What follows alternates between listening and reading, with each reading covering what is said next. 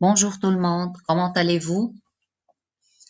Aujourd'hui, nous allons continuer le chapitre 1 avec le document 2 et 3. En fait, la fois passée, on a déjà défini la transgenèse. Nous allons donner aujourd'hui trois exemples des applications qui utilisent la transgenèse. Le premier exemple, c'est la production des médicaments thérapeutiques. Le deuxième, c'est la production de vaccins. Et le troisième, c'est la production des anticorps monoclonaux. En fait, dans ce cours-là, nous allons continuer à définir chacune de ces trois applications, commençant tout d'abord par la production des médicaments thérapeutiques.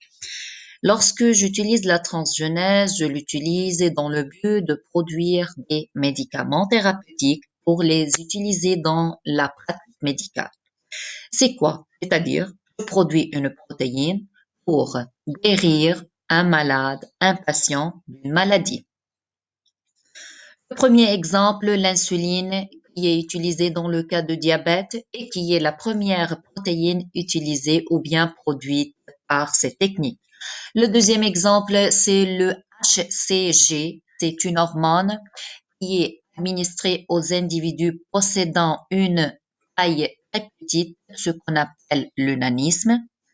Quel est l'avantage de cette production thérapeutique? En fait, ces protéines ne présentent aucun risque d'infection car elles ne sont pas reconnues par le système immunitaire comme étrangères.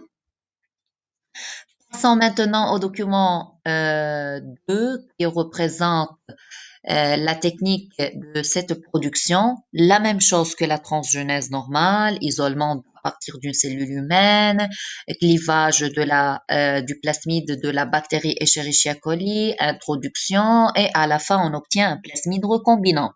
Ce plasmide recombinant, dans le nom de cette technique de l'ADN recombinant, s'ajoutent trois étapes importantes.